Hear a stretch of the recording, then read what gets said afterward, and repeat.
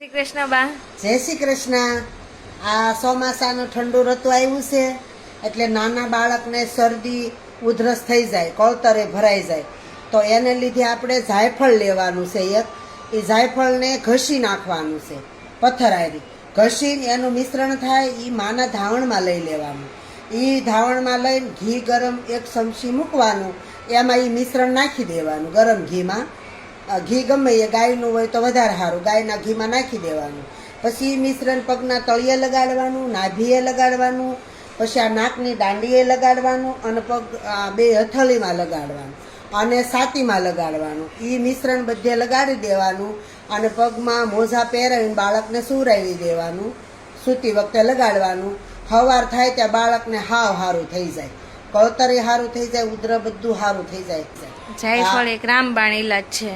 આ ઠંડુ વાતાવરણ છે વરસાદનું, એટલે આ કરવાથી બહુ ફાયદો થાય, હાવ સારું થઈ જાય બાળકને.